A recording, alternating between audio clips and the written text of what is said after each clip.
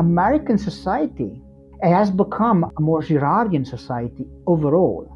Probably from the Great Recession, because of the tension, because of the anger and the conflicts that had not been carefully addressed. I tend to flinch when I see the word neoliberal invoked in philosophy, as if it were an incontestable reading of our current situation. Hello everyone, my name is Andrea Righi. I'm professor of European Studies and Italian at Monash University in Australia, Melbourne, Australia. I work mostly on critical theory, Italian thought, psychoanalysis, and feminism. I published with Minnesota a couple of works already, a co-edited volume with Professor Cesare Casarino on Italian feminism, on Diotima, the school of thought of Diotima, and then a monograph on what I call neoliberal digitality. And out of that monograph, I started to develop a series of talks, online talks, and interventions that brought me to this shorter piece called Three Economies of Transcendence. Thanks, Andrea. That was great. I'm Michael Lewis. I'm a senior lecturer in philosophy at the University of Newcastle upon Tyne. It's in the United Kingdom. I often think that it's the northern outpost of the Roman Empire because we're just next to Hadrian's Wall. And I live just outside of that empire. But I edit the Journal of Italian Philosophy, and this is how Andrea and I know each other, because he's written two essays, very important essays, particularly on the Italian philosopher Emanuele Severino, among others, in the Journal of Italian Philosophy. I'm going to recommend the listeners look at those two essays as well, one from 2023 and one from just this last year, 2025, because they're very intimately related to the book that we're discussing. And indeed, at least the first essay is explicitly referred to by Andrea in the book. But as for myself, I focus on phenomenology, Heidegger, Italian thought, particularly Giorgio Agamben, who's going to come up a lot, I think. Yeah, I think this is a great opportunity, this kind of format that Forerunner has. And it was in conversation actually with Lee Pennyworth about, as I was developing these ideas, as you know, the first essay on Severino came out in the Journal of Italian Studies. And this format allows you, I think, to do something in a career of a writer that you want to do. That is to say, do not go for the full monograph right away and get bogged down into the massive weight that involves. Even though you're a seasoned writer, you always hit the same kind of work and a kind of obstacles. And instead think in a kind of a long essay form, perhaps in a little more simplistic version, because you don't have to go into the grainy details of all the elements that you have to discuss to come up with a general framework, and instead present that framework in a legible and concise kind of way. It has great merit. I mean, at least for me, it allowed me to write this piece in a much easier way, and with great pleasure as well. And that also produced, you know, further areas of research, because I knew I couldn't go into the detail, but by looking at that kind of idea, then of course I would go out and then perhaps write a shorter essay more dedicated to that specific passage, and then perhaps that will come back as a part of the larger work. But in general, so this was the framework is very simple. I was thinking about what it is that we are doing today with the challenge of climate change. What are the obstacles that are preventing us from really embarking in a systemic transformation of society? And of course, as you can see, this question is already huge by itself. And if I had to write a full monograph, it would have really been a multi-year process. But here is the idea for me was to kind of give a simple version of three major elements that I see at play. They call them economies. Three economies, three discursive, symbolic dimensions, set of beliefs, psychological almost mechanisms that prevents us from really stage this massive change. And the first, I call it an economy of rank, and we can go into the detail of it. It's mostly a study of René Girard. That was one of the sources of this project. I started to from the previous book, I was talking about the sacrificial economy in our digital approach to the digital world, and some people were noticing that I didn't write a single line about René Girard, and so being a good student, as a good professor, as a good student, so I went and did my homework, and I found interesting insight.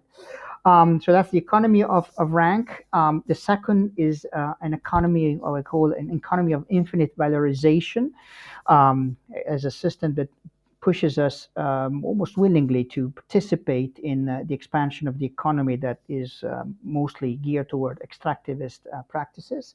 And then finally, what I call a phallic economy of time. This is really my understanding of Emanuele Severino's philosophy, reframed through the examples of some Italian, and not only Italian feminists, the feminists that belong to the thought of sexual difference, so French-Italian connection, and Arendt as well in there.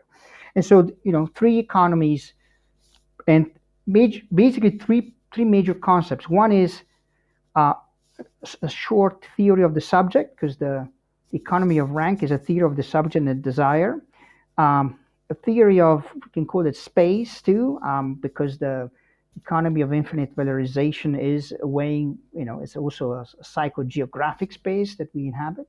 And then time, of course, as the other third element. Very classical approach to philosophy of subject, space, and time.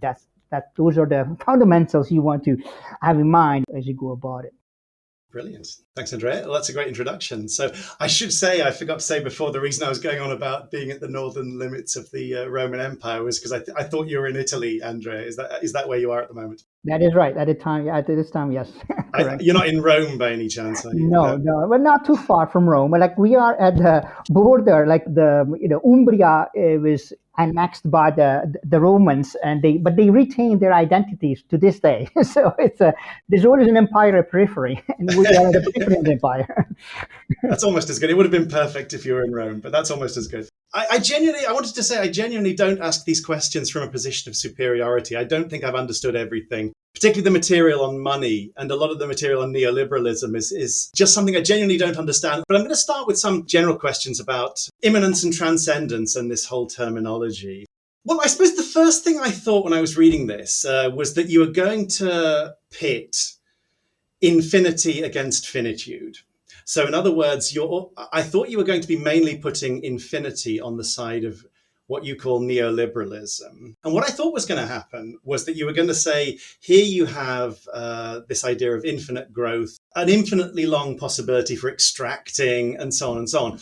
And on the other side, I thought I was going to see something like not infinite growth, but finite growth, or even limits to growth, or degrowth. And I'm not entirely sure that really happens in the end, because what's so curious about and so interesting about what you do is, in some sense, what ends up happening is you translate this opposition between neoliberalism and whatever you want to posit against it. You translate that opposition in terms of transcendence on the one hand and immanence on the other. And although there's lots of little details we'll have to go through, and lots of little things I don't understand about Girard and so on, and all sorts of other people, Virno, and eventually Severino and Cavarero and Arendt. I mean, maybe I'm jumping in too quickly with a really big question, but we have to focus on this notion of immanence. I study Agamben, so maybe this is colouring my initial attempt to understand this opposition. But is there some sense in which, when you talk about immanence, you're talking about life? And transcendence is every sort of sovereign power which would exceed life and come to somehow control or distort life. I mean, is there any, just as a sort of starting position, I mean, maybe you can say why transcendence and immanence is a particularly good way, or simply you can say why transcendence and immanence was the way you chose to translate the opposition that you're positing, if it is an opposition. But also, I mean, maybe, is there anything in that way of describing transcendence versus immanence, as immanence is life with all its potentiality, and transcendence is sovereign power and control that comes to diminish it in some way? Because you do talk about, in the introduction, about systems of control that emanate from transcendence. But is there anything in that way of putting the problem? Mike, you absolutely nailed the point. I would completely agree that my understanding of immanence is geared towards the notion of life, whereas transcendence this is a point that Severino makes is a kind of, and others, is a fear of death and a fear of harm that produces institutions that want to protect life, but instead they end up undermining it, depotentiating it, and hurting it, as we see today in with the multi-crisis that we are living. So that is absolutely correct. I would also say the contrast between finitude and infinity. It is something that I am elaborating a little bit more now as well. The most direct answer would be falling onto the idea of that finitude limit is the right way to go. And I'm not saying that in when we are discussing the climate impact, there are some, there's a big argument for diminishing our consumption rates, for stopping fossil fuel extraction, and so forth. And the paradigm of degrowth is certainly one that can be applied to that. However, from a larger kind of theoretical point, uh, understanding reality, substance, whatever you want to call it, as a dimension that has limits and that is somehow ordered, that is somehow harmonic, that historically pushes us back into the trap of transcendence. We have the division between good and evil. We have the division between man and woman. Um, um, that's kind of I think that's kind of dangerous, and it does reactivate the mechanism of transcendence. So the infinite dimension of life, I think, is the best way to we have to understand our current, life in general. It is also a way to critique an understanding of neoliberalism as a infinite growth, infinite extraction, infinite expansion, because this infinity of life has no direction, is not finalistic. Uh, it is completely unexpected. It is non-linear. However, it does carry enormous potential, even in the worst of time, in the darkest hour.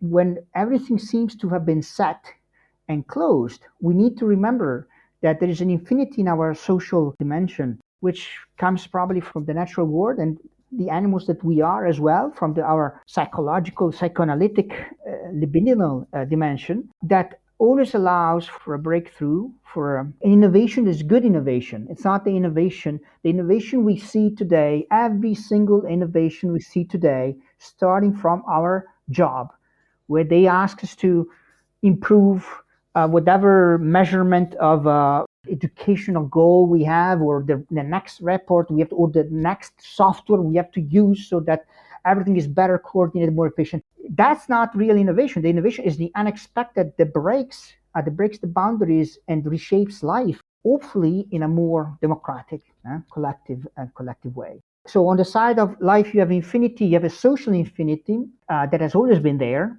and that is, it can engender a future. Again, this innovation does not produce a future. If you look at the big tech bros, as they call them today, but they are all very sad about the fact that we don't have a future anymore. Like, they keep asking this question: what is the future that we imagined in the 1950s and 60s, like the flying cars, whatever their definition of future?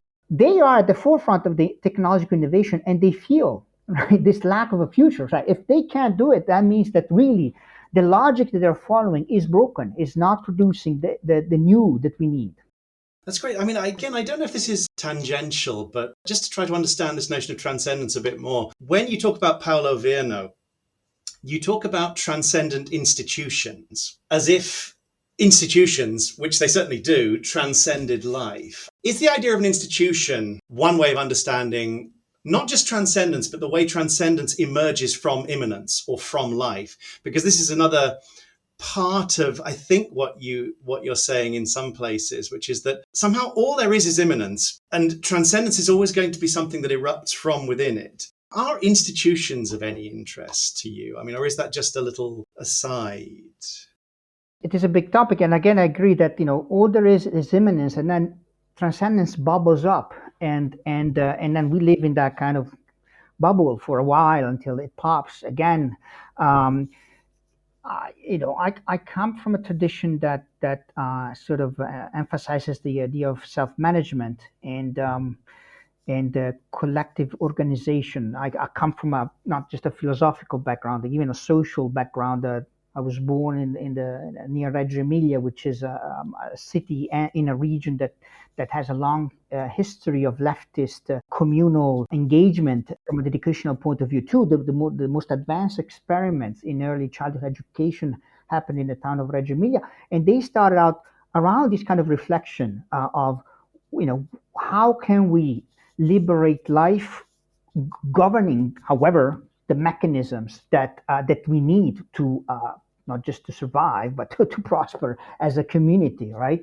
So I haven't dedicated much time on the issue of institution. Esposito now has I think, a new book on institution, which now that I'm in Italy, I should probably buy and bring it back to Australia with me and think about it. So far, I've been interested in the negative transcendent institution mostly, and how they perpetrate not just a system of control, but a willing control of self-servitude, which is kind of remarkable, the way in which we kind of embrace it and we further it.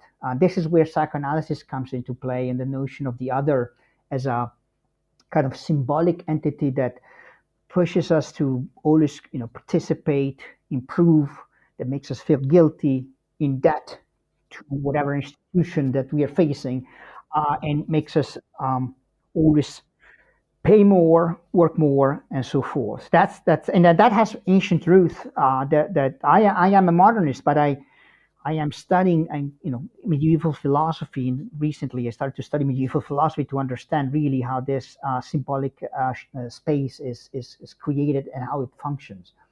No, that's great. I think I'll come back to the question of institutions, just because when we start talking about birth and this infinite metonymic series of births, and which you use as a way to understand or to modify perhaps Severino's understanding of eternity. It just, I mean, one of the things I think I had in the back of my mind there was that there is another way for life to endure beyond the individual lifespan. And the institution is a way that that's been thought. And this has some relation to the notion of history as well. I think the endurance of memories in some sort of objective form. And I wonder if one could say more in the end about the notion of institution, maybe a more positive sense of institutions than the negative, more life-denying ones that I think you were focusing on. Shall we move on to chapter 1 and talk about, this is the economy of rank, and we're talking about subjectivity and desire, and René Girard in particular. I want to hear more about this notion of neoliberalism. I suppose as a philosopher, I always have some difficulty with the idea that, I mean, this seems to be an empirical thesis, or it's sort of an empirical I don't know. I mean, I think I had the same reaction to this notion of climate change as well. I mean, I wonder what status all of these statements about climate change and about neoliberalism, about our present moment, about crisis and catastrophe, I wonder what status they have. I mean, in some case, they're meant to be, I suppose, in the case of climate change, say natural scientific statements, which are inherently revisable and refutable. At least they're subject to refutation. My concern is always that, I mean, philosophy tries to deal with the apodictic, the absolutely certain, the necessary, the universal. And I suppose I'm always interested in and worried about the possibility of incorporating empirical data within philosophy, or empirical statements, or statements which are contestable. I tend to flinch when I see the word neoliberal invoked in philosophy, as if it were an incontestable reading of our current situation. And I would say the same about crisis, catastrophe, about climate change, and which could be taken to mean any number of things. But it seems to me there are certain empirical, natural scientific elements to it, which are always contestable. I would find it difficult as a philosopher to speak with such certainty about either climate change or neoliberalism, as if they were just established certainties. Yeah, no, it's an excellent question. I mean, the way I came to philosophy theory in general, and that the way I kind of felt freer to think, I started to read authors that legitimized a personal engagement with the problem that you are facing. That is to say, this is a lesson from the School of Sexual Difference, the Diotima School, which is very important for feminists and for women in general, is to start from your own condition, to start from yourself. And so neoliberalism, if I want to trace the moment in which I realized that I wanted to write, I wanted to teach and discuss these things, it was at the turn of the last century when I was involved in the climate struggles in Europe, the no global movement in Europe that was contesting the direction that our economies were going. And it's remarkable how the things as young kids were saying, they can be certainly contested, but they're pretty pretty close in terms of the impact that our economies had today. That became relevant to me.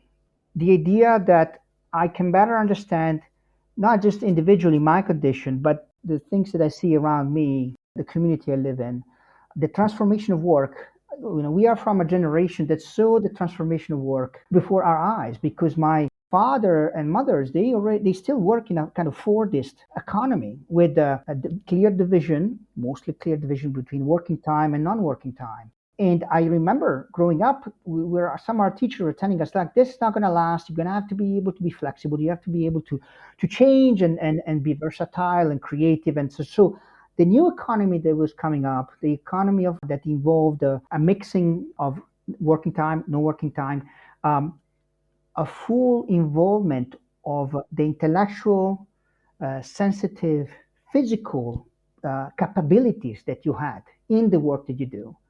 This is true for us as professors, but it's true as for our friends who are not professors, and they're involved in works that last very long, and they drain them because they're using every single bit of their body and their mind and so forth. So the paradigm of neoliberalism for me, and you can discuss, is it post-Fordism, is neoliberalism, but there's some concepts, and some of them I pointed out, that are really important for me to understand, our life today, that make it relevant as a concept, as not so much as a economic concept, or not so much as a natural science concept, but mostly as a lived experience. I think to go back to your idea of life, the reason why we're doing this is because it's our life. We are involved in it, and it's consequential, at least at the cognitive level. And I'm not saying you have to go out and do a revolution, but at least from a cognitive perspective and the way which we relate to the world by understanding, this is important, and that's why I base most of my work on that. Yeah. Thank you. That's great. Well, so let's talk about René Girard and how his work relates to neoliberalism. So, I mean, you draw an empirical connection between Peter Thiel and you say René Girard is a teacher of his. There is some direct, I mean, I always think it is quite interesting how there really are philosophers. I didn't know René Girard was one of them, but I know there are philosophers, people like Leo Strauss and so on, and who have had this very direct impact on the way in which at least American politics, but yes, a lot of this politics we describe as neoliberal have actually unfolded. And so there is always philosophy in the background, or quite often there's philosophy in the background of actual politics. But I wondered, I don't think you want to place that much weight on that particular empirical connection. So let's talk about René Girard's theory. I mean, you use it to illuminate something about the nature of neoliberalism. And I wonder if you could clarify a bit more what that is. And I have you have a beautiful summary at the end. I think it's quite near the end of the chapter. I'm quoting you. In the economy of rank, transcendence operates both as an imperative to dominate others via the possession of the desired object. So this is the mimetic theory of desire of Girard. And so transcendence operates both as an imperative to dominate others via the possession of the desired object and as an injunction to preserve the group via the othering of a sacrificial victim. This is the scapegoat in Girard's theory. And this is fascinating. I suppose in some sense, I'd love you to say something about the mimetic notion of desire and how that illuminates the nature of neoliberalism. But also, I can't remember where the scapegoat comes in there into the neoliberal mindset. Right, thank you. So René Girard is a fascinating author, very powerful in a way to examine certain mechanisms that are all about rivalry, though. And this idea that he turns mimesis as a powerhouse for rivalry.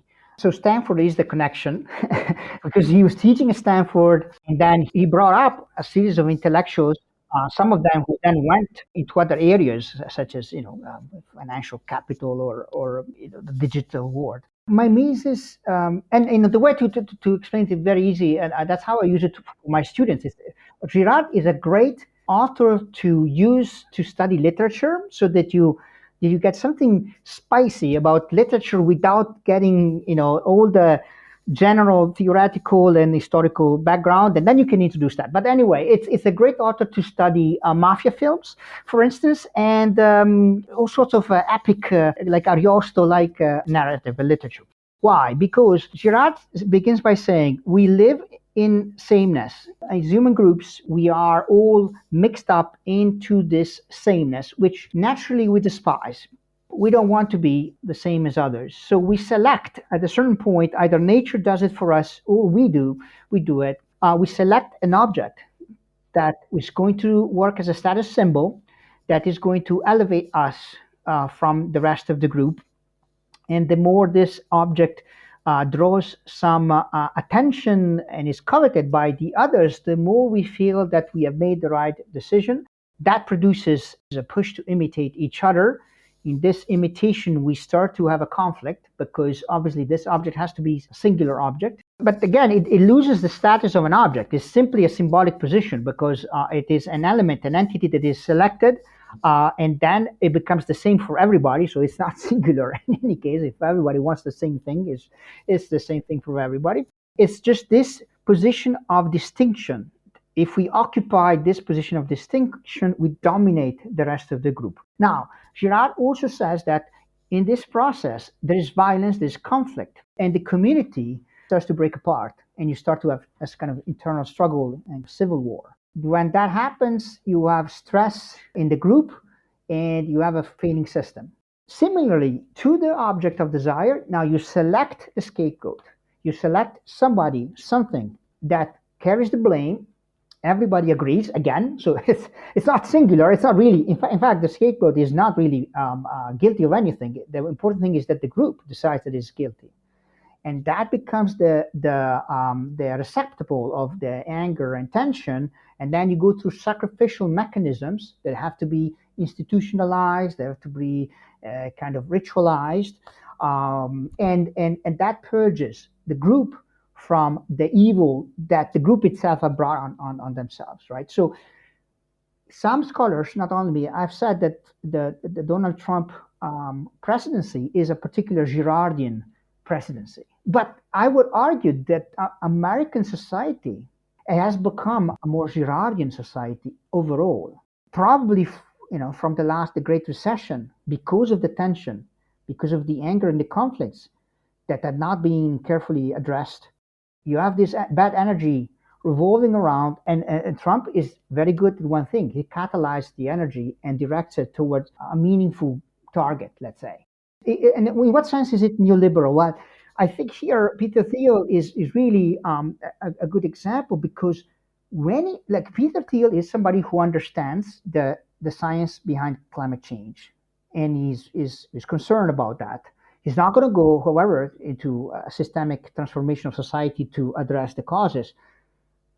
The point he makes is that if we groupthink, he says, if we kind of reuse this original sameness, then we are bound to make mistakes more than if instead we produce an economy of rank, where somebody, an individual, a free spirit, has an intuition that is the silver bullet that will solve our problems. The other issue is that the rank economy, because it pushes us on to always raise the bar, is really a neoliberal economy where you're constantly trying to work harder. You're constantly trying to improve your cultural portfolio, whatever you want to call it, your visibility, your marketability, and so you are in a struggle, in a competition with others, but mostly with yourself.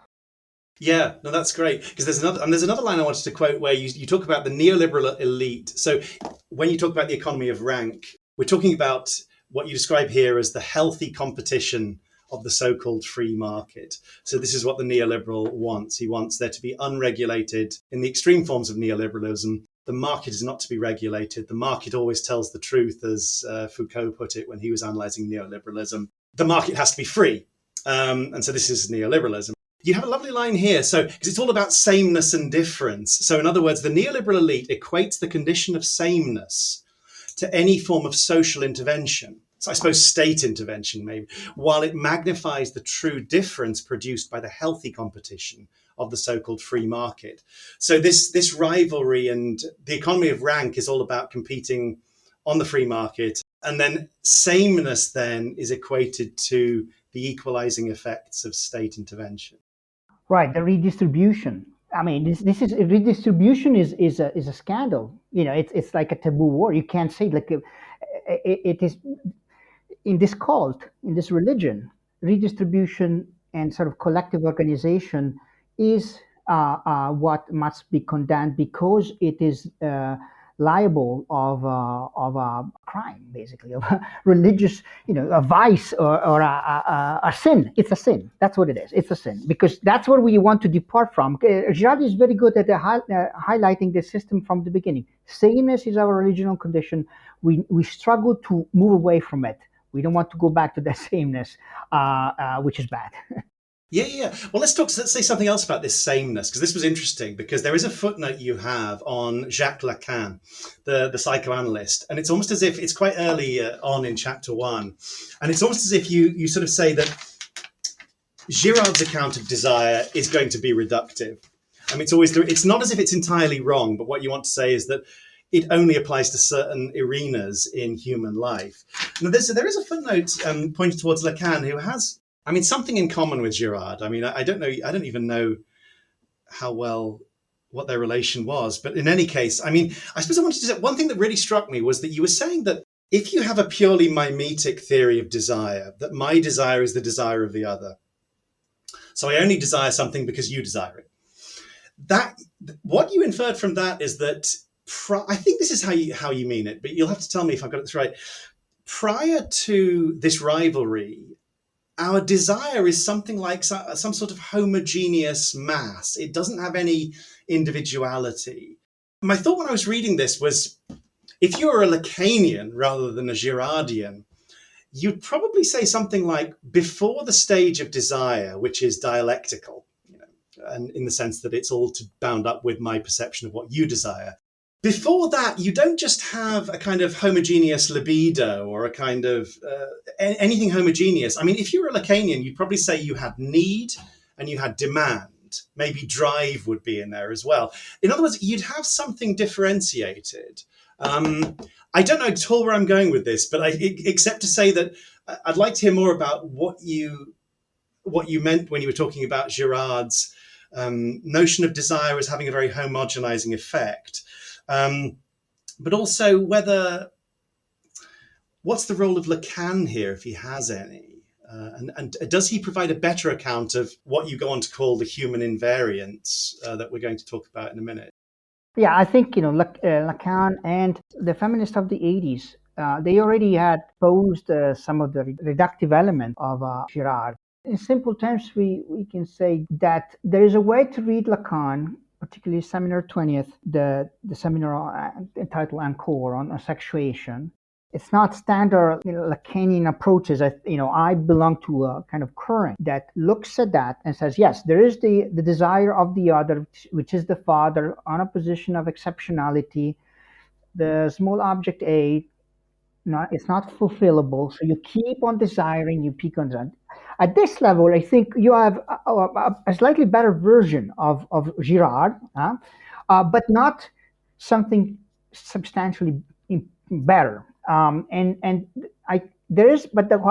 when he talks about feminine sexuation, Lacan seems to be saying that because of the particular positionality of the feminine. It doesn't have to be. This is not gender specific. It's the position you inhabit with respect to reality. Okay, you can swing between a masculine and a feminine. There's a feminine position or positionality where you are not completely under the spell of this other big other who's always telling you what you need to desire, and you are then allowed instead to meet the other as not capital O, but the other as the individual entity, the individual person, the individual animal, the thing that stands before you as a singularity. So you meet and you encounter that in that shocking moment as somebody who is detached from yourself, who is surprising you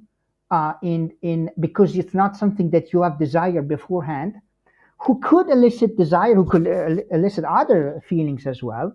And that's a much better understanding of mimesis. Uh, because how did, here we go into, what animal studies have now clearly kind of articulated. How did we learn to be human? And what is human? Like if human is not animal, this is a little bit the point that the Gamba makes. If human is not animal, how did man and women produce humanity? Is there?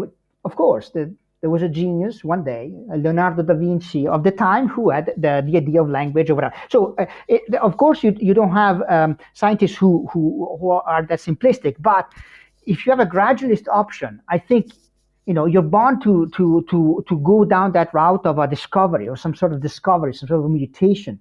Instead, you have other people in the animal studies field who are talking about a mimesis where animals imitate each other, and they produce a hybrid dimension where they contaminate each other, and then upon that hybridation, then of course you have evolution, and you have random chances, and you have consequences and other future evolution that perhaps produce whatever you want to call humanity today, right? So there's a different mimesis, a different imitation at stake, the imitation that Girard plays, and he applies it to the whole of Western civilization, going probably earlier than that as well. So he actually wants to present a theory of hominization, right, through rivalry.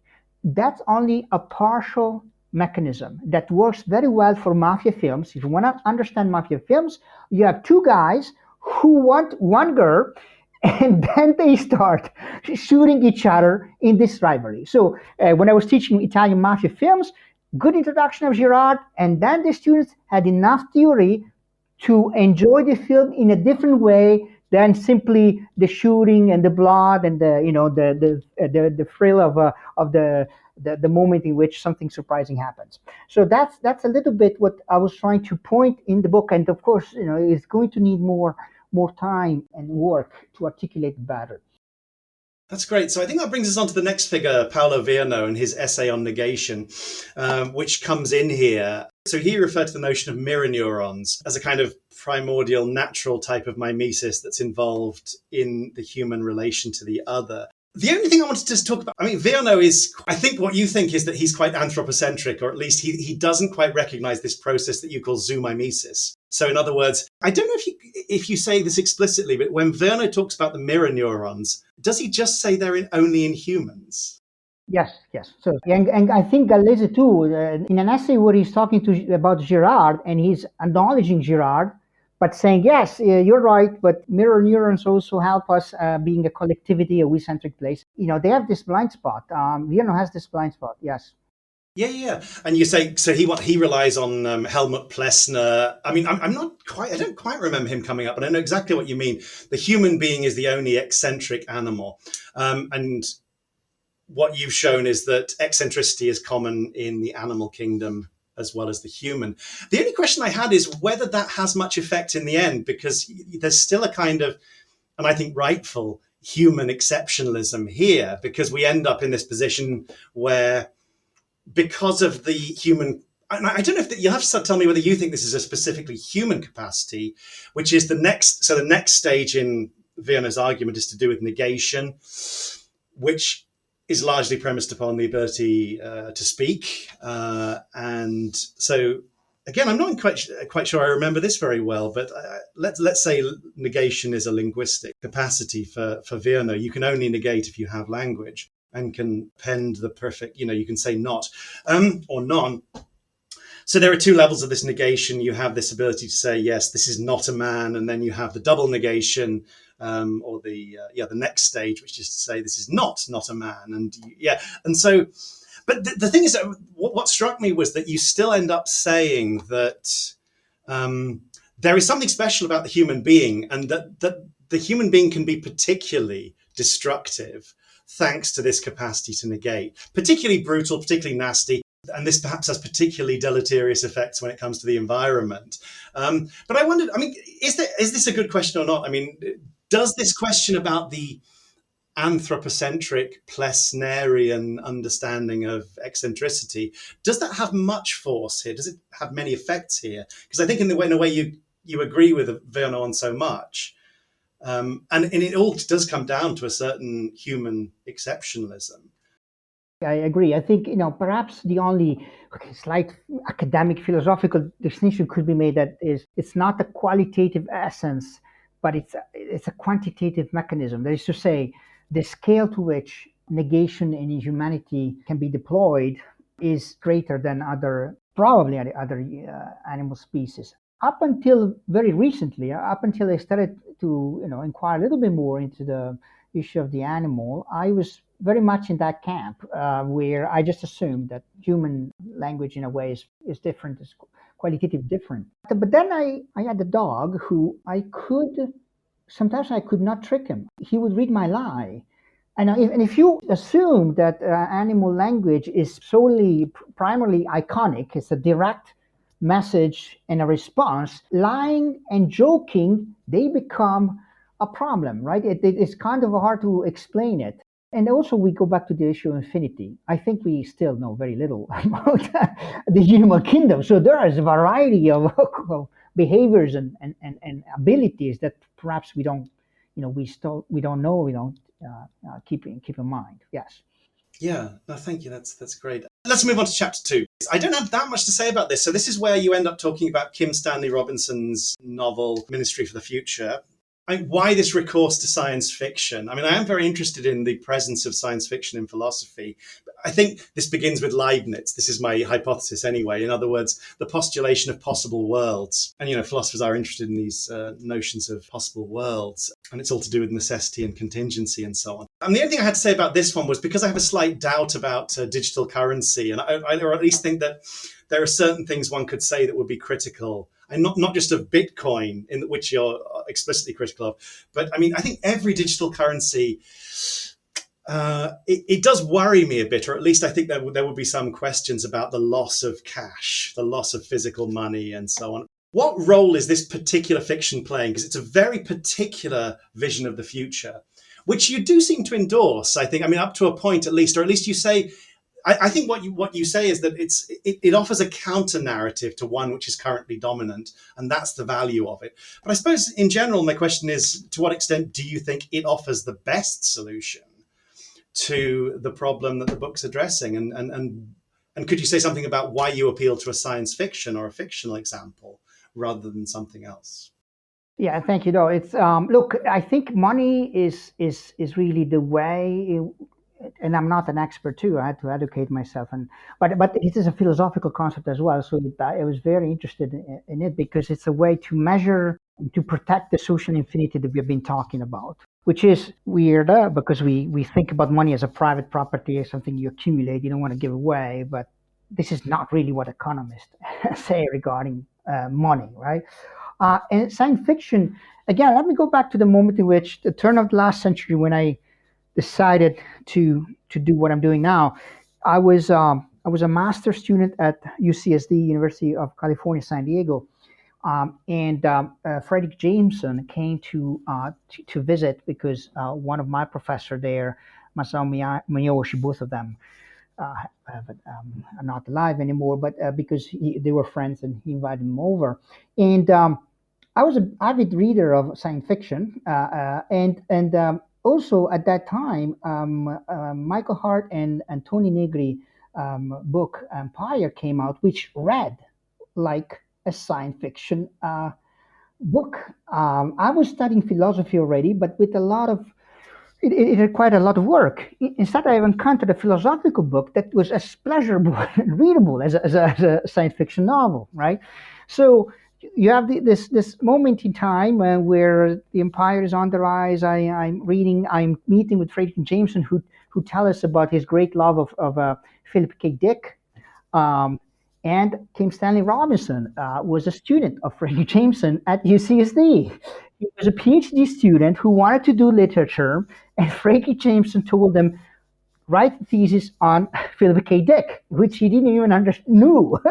And then, not probably not like too much, but he wrote the dissertation, and then he became a science fiction writer. Okay, so there is this affinity, this weird affinity. We've never met him, but we our lives somehow are connected through that. And then when this book came out, it did present a kind of fun and plausible, positive narrative that goes against the grain of all the dystopic things we keep on seeing, like the TV series. We love to watch the next one, but there's a lack of instead of utopian of utopian narratives. And so in it I found some ways to clarify what I was thinking about through plot twist and characters, and this idea of the digital currency, which was created by Dalton Chen, who's a Australian environmental engineer, which I personally met then to talk about his proposal, which solves one of the big problems that we have today. Whenever you have to find money to make serious intervention into the society, into the environment, you have a tax problem.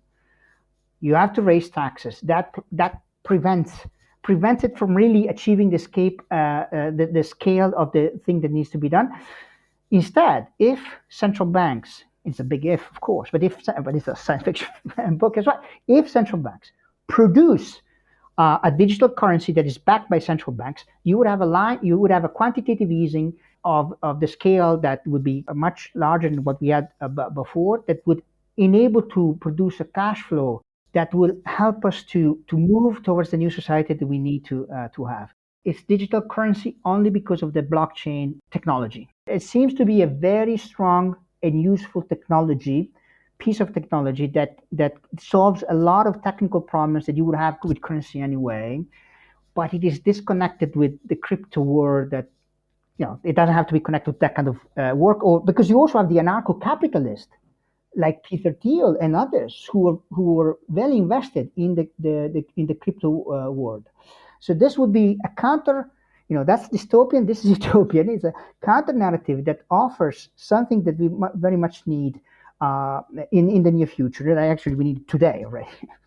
Brilliant. Oh, thanks so much. So chapter 3, I mean, this is the one where I have the most, unfortunately, left the most philosophical and perhaps the most difficult questions to the end. And this comes to bear on the pieces that you've written for my journal, the Journal of Italian Philosophy, to do with Emanuele Severino, and this idea of eternity. What's brilliant, so the basic move that I think you make here, and that you made in the second article you published on Severino and feminist philosophy. So the move is to take Severino's notion of eternity and to explicate it by means of feminist philosophy, particularly Adriana Cavarero, but also here Hannah Arendt. I suppose I just wanted to ask you first about the general strategy there. I mean, do you take it that there is something missing in Severino's account of eternity and time that needs to be supplemented by the feminist notion of birth, maternity, and so on? Or, so this notion of an infinite chain of births, is that a concretization of what Severino says? And there could be other concretizations. Or is this the best or the only way to understand what Severino's talking about here? Yeah, no, that you framed perfectly the issues that you face when you read such an interesting writer and philosopher like Severino. And it's a great philosophical work, very very deep, but it leaves you with a question that you cannot. I mean, I cannot reconcile myself with, like this idea of eternity, which somehow always slips into immortality, right? And you have you have interviews of Severino talking about, you know, the wife who recently passed away, and not, and saying that she's eternal, right? Right. So it's quite striking, and then again he says, the important thing is your notion of death. It's not death itself. How do you die? Do you die with this notion of eternity, or you die and you thinking that you go into nothingness, right? Or that you be resurrected and so forth, right? So, but for me as an atheist thinker, it's difficult. It's really difficult so feminism for me was a way to make it concrete and materialistic, in a Marxian sense, through the notion of the infinite chain of birth, which again, it is infinite or is eternal in what sense? Not eternal as all enduring, because of course we know that our species is not eternal, will not be eternal, and it was not here millions of years ago. So it's a way of making it more concrete and viable for um, for using an important element that Cavarino discusses and explores very well, the idea of nihilism. That we live in a very nihilistic time, because we understand time as something disposable, destructible, and that we can possess. So rescuing some sort of infinity, which is a social infinity, we can call eternity. If you just think about thousands and thousands of years ago already, for a human being, it is a form of eternity. It would be a lot better than the short-term thinking that we have today. It doesn't go beyond 2 weeks. That's the deadline that we we pose for ourselves. One of my first responses to some of this was to think, what's happening here? What is being urged? So sometimes you speak in quite an apocalyptic tone, as you speak about a mass extinction that's being threatened. There is something really dreadful that's going to happen. And my sense was that, I don't know if that is part of the reason why I got the sense that on a first reading, I thought, what sort of life is being promised to us by this type of environmental discourse? Is it just a life of pure survival? So I thought that my first sense was, a lot of them. A lot of the way you speak here seems to be in terms of we just need to survive. There is a catastrophe coming. All that matters is that we need to, the human race at least, or life, perhaps non-human life, needs to endure. And then I came to think, well, does the stress on feminist philosophy and birth, because obviously my response as sort of an Agambenian is to think, well, there's something much more important than survival. There's something much more important than bare life, bare survival, and it's some sort of good life, or it's some sort of form of life. But then I thought, well, perhaps I'm missing the point, which is the feminist philosophy point to do with birth. And one of the reasons one might want to stress survival or mere life is partly because of this notion of birth. Is there something to be said for that? Like, because what sort of a life are we looking at in the future? Assuming we do take all the measures necessary to overcome or mitigate the environmental problems. Yes, yes, yes. No, I know. In the best case scenario, we would have a much better life, because this transformation would imply a radical change in all sectors of.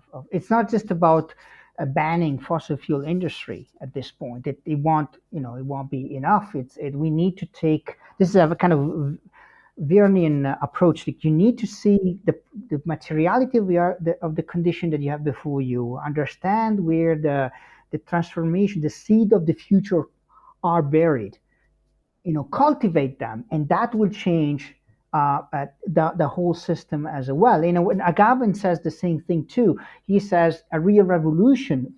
To go forward with a real revolution, you have to negate yourself as a subject too. You come out the other way as something different. So that's the utopian, the kind of utopian flatness push that I follow, and I do not develop it in the short book. And in a way, Kim Stanley Robinson, at the end of the novel, very long ending, he traces the contours of this new society, much more equal society, more in tune with the preservation of our life, which is the life of the other beings as well, and the life of future beings too. Because that's the key essence of, the concept of that book is that the others that will come have equal rights to us today. So we need to take that into account. And the others that will come are not just the others, the future birth. They are not just future men and women, but it's also animals, organic form of life. And to the point of inorganic kind of conformation. So that would be the radical revolution that we needs, not mere survival. Instead, what they are offering us today is survival. So I think to go perhaps to also to go to the last point of this book is and the next step for how to write something expanded is to think about how these economies they also project a kind of end times philosophy based either on survival of the few or a kind of more liberal techno optimist version that don't worry today, we'll come up with the technology in 10 years, 15 years, don't worry. Or you have the true apocalyptic millenarist approach that says we have to perish because we will ascend to the next kingdom. And that's really the full apocalyptic version, which there's part of society minority that is not ashamed to proclaim it. In a way, it is a psychological response to it. You have so much harm and stress that you just think about just do away with this. Let's just end this. It's the moment in which you will get liberated from this endless pain that we suffer. Hmm?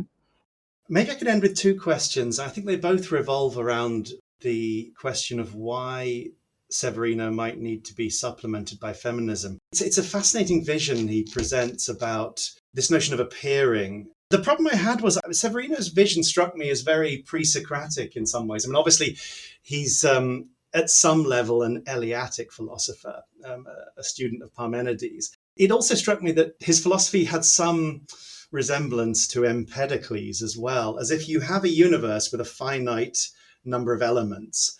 They enter into configurations, they fall apart, and everything eventually repeats itself. And I don't know if this was me. I think that there was someone who wrote an article in the journal called, I think it was Damiano Sacco, or something, who writes about Severino. I think I stole this image from him, but maybe it's a new one. Severino's vision of the universe feels to me like a kaleidoscope, where, in other words, you have just a set of, I don't know what they are, crystals or little elements in there. You turn the tube and these elements form a different configuration. And it's not as if anything new has come into existence. It's just revealed itself. It's just appeared. And it passes away, and maybe it will come back one day, and maybe you'll have the eternal return, and so on. The question that brought to mind was, is anything like novelty possible on Severino's picture? I mean, anything like a genuine historic event, or just novelty in the sense of creative evolution or something? And I suppose that's what got me thinking, is that what feminism adds? I mean, because the problem is, if you can't have creatio ex nihilo, do you lose novelty? And so maybe that's a question I'd have. Is birth a creation of novelty, even if it's not a creation from nothing? That's a wonderful way to put it. I would say it would actually help correct or improve Severino's notion of destiny, because that kaleidoscope is destiny. Somehow there's a mechanism that moves the emergence of the new phases, and it's fixed. Uh, it's infinite, but it cannot really go beyond itself. But birth, it's an imminent mechanism where the new world will appear. Then, and that's what Anna Arendt says about birth. It's not just an individual; it's the new world that will appear through the birth and the relationship of the gases between the mother, the family. We can add, we could be a little bit more inclusive. Whoever is the mother, as the Italian families say, whoever takes place of the mother, and the newborn and the newborns in general. Right. So that would be a great way to put it, like a correction of the kind of almost mechanic notion of destiny through the more lively, unexpected, eventful dimension of birth. Yes. That's great. I wish I'd ended on that question because that would be a nice way to end. But I have to say my second thing, which is, again, it's more, it worries about the whole strategy now, not just Severino, but even feminism, because how literally are we to take this birth? Is it literally the mother giving birth to the child, or can we expand it? Can we generalize it? Because if we are evolutionists in some sense, and we don't have to be, of course, but let's assume that we are, life did not always exist. And again, maybe the question is, does Severino think this, or does he have any evolutionist bent or any evolutionist tendency at all? Because if you were just a normal evolutionist, you would say life has not always existed. It emerged from the non-living. And that was also an event of novelty. You know, life is new, some might say. But the trouble is, if we just think of the event of novelty in terms of a mother giving birth to a child, are we vitalizing the whole of being? In other words, are we trying to think the whole of what is in terms of life? Because, because it seems to me that, if we take birth literally, only living things can give birth. What about non-living things? What about what came before life? Do we want to talk about that? Do we have to develop another conceptual scheme in order to think about that wouldn't be derived from feminism or even from Severino? So, I mean, maybe I'll just leave it there. But you see the problem. I mean, I don't know how can we say anything about the non-living if we use birth as a paradigm here?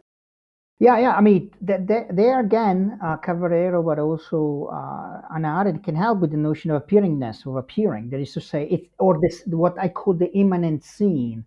That is to say, the need for a scene to emerge, and the scene is not controlled by the main actor, which in this case would be the newborn.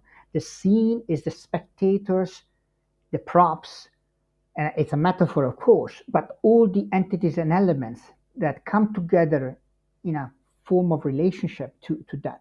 There's also, Cavarero makes the good point that the danger is to assign life and childbearing and reproduction to the woman as a mission, as a destiny, another kind of destiny. But she says the great power that women have is to give birth or not to give birth. Okay, so in that case, you have another scene can emerge, with the birth no more proposition. So of course, it is a big topic, and politically, it's very hard to elaborate an agenda behind it. But the feminists I'm referring to, through this notion of practice and collective action through the use of psychoanalysis, they had developed over the years ideas and notions that are very interesting and instrumental. I think that and I keep going back to them to find some inspirations for the next work. Well, thanks, Andrea. Yes, I have no more questions. I have many more, but we've run out of time, I think. And thank you so much for being so patient and for answering so generously. Mike, thank you for your question. It was very stimulating for me as well. That this is a little bit what I was trying to say. The scene, it produces novelty through the encounter. Now, in this conversation, you already pushed me into different direction. I believe that perhaps will come up as a new article for the Journal of Italian Studies or something like that. But it's through the encounter that the glory, as the glory of the scene, as Severino calls, appears. This has been a University of Minnesota Press production. The book 3 Economies of Transcendence by Andrea Righi is available in the Forerunners series from University of Minnesota Press. Thank you for listening.